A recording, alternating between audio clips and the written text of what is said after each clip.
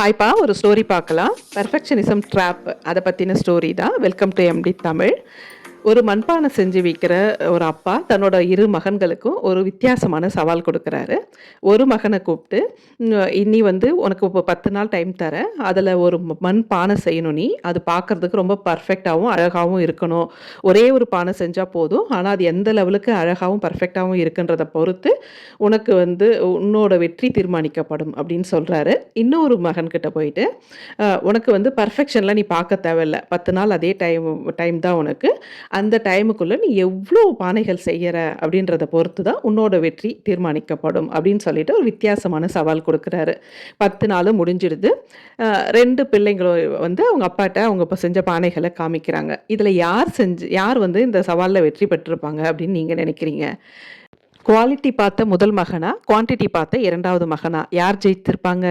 2வது மகன் தான் ஜெயித்தாரு. எப்படின்னு கேட்டிங்கன்னா, முதல் மகன் குவாலிட்டி பார்த்து பர்ஃபெக்ட்டா செய்யணும்னு சொல்லிட்டு முயற்சி பண்ணிட்டு இருக்கும்போது, 2வது மகன் வந்து நிறைய பானைகள செஞ்சுட்டு இருந்தாரு. அப்படி செய்யறப்போ, முதல் பானைய விட 2வது பானை ரொம்ப அழகா வந்தது. அதை விட அடுத்த பானை வந்து ரொம்ப நல்லா வந்தது. இந்த மாதிரி அடுத்தடுத்து அவர் செய்யும்போது, அவர் பானைகள் எல்லாமே நல்லாவே செய்யறதுக்கு அவர் பழகியிருந்தாரு. அதனால அவருக்கு பர்ஃபெக்ஷன் தானாவே வந்துடுச்சு. இதுதான் ஸ்டோரி. இத தான் வந்து பெர்ஃபெக்ஷனிசம் ட்ராப் அப்படின்னு சொல்லுவாங்க.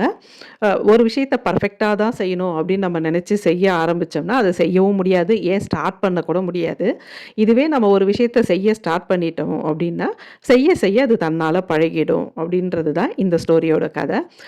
நான் செஞ்சா பர்ஃபெக்ட்டா தான் செய்வேன் அப்படின்னு சொல்லிட்டு வெயிட் பண்ணிக்கிட்டு இருக்கிறத விட, நமக்கு எந்த விஷயம் தெரியுமோ அந்த விஷயத்த செய்ய இன்னைக்கே ஸ்டார்ட் பண்ணோம்னா, அது செய்ய பழகி நம்ம ஒரு நாள் பர்ஃபெக்ட்டா செய்ய ஆரம்பிச்சுருவோம் அப்படின்றது தான் இந்த கதை. இப்போ ஒரு படம் நல்லா எடுக்கணும் அப்படின்னு நம்ம நினச்சிக்கிட்டு ரொம்ப பர்ஃபெக்ட்டான ஒரு படம் நம்ம பண்ணோம் அப்படின்னு நினச்சி பண்ணோம்னா, அதை ஒவ்வொரு முறையும் எடுத்து பார்க்கும்போது அதில் ஏதாவது ஒரு குறை நம்ம கண்ணுக்கு தெரிஞ்சுக்கிட்டே தான் இருக்கும்.